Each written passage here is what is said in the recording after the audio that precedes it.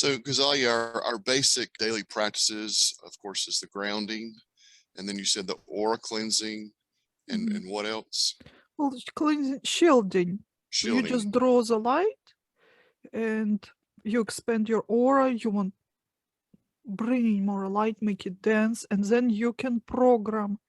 And that you have to track. Our aura is not static. It changes all the time depending on how we feel and what's going on around. So whatever you program, it lasts only a few hours, but it certainly work.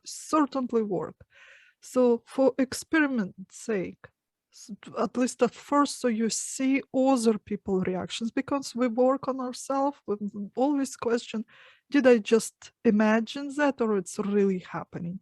But when you see other people's reactions, then you know for sure. So first one, I suggest to do a peacock. These practices are too there in the course, the short recordings. So you draw light, you fill your aura with more energy, more light, and then you imagine yourself as a peacock. You're spreading this beautiful tail. Your posture was changed, kind of draw in that energy. And then in that state, go out, interact with other people, see how they view you. I don't know how women, well, I mean, it's hard for me. How would, like, to you, Chris, women will react? Maybe giving more attention. But I know if I'm going out in that state, every man will open door for me. They'll run, you know, who's first will open door for me. I'm going grocery shopping. There are line of men standing, trying to help me, giving me advice, reaching stuff off the shelves for me. And if I'm presenting, all attention is yours. But it's nice at first to experiment and see, so you can catch the reaction and convince yourself, yes, I'm doing it right and it's working.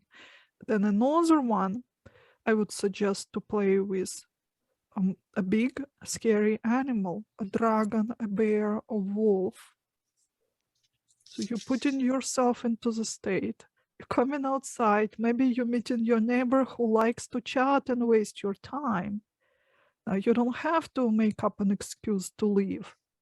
You just invoke in that state and watch. Within a minute, they'll say, I have to go.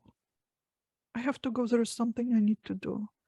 They don't see you being a dragon breathing fire, but there is that discomfort. They feel that energy. They'll avoid you. Then you experiment with invisible cloak the same way. You work with your aura, intensify it, bring more energy, make it dense, make it big. That's how you work with energy. Just needed your intent and imagination. Now you wrap yourself in an invisible cloak. Watch. My own boyfriend walked within 2 yards from me. He didn't notice me. That's not good. Well, that's what I needed. I needed to leave the house quickly. Be a little sneaky, huh? So yeah, track everything. Remember, you need only 4 cases to prove something. Then your psyche records it as a real thing. And from then, everything's automatic and natural. You're not going to have this self-sabotage or doubt or resistance. Shaman always shape-shifting, always molding yourself into something, sometimes completely dissolving yourself into the surrounding, completely merging with what there is. Sometimes you have to step into the warrior, becoming that fire-breathing dragon or growling bear. And sometimes you have to be a beautiful peacock or a kitten.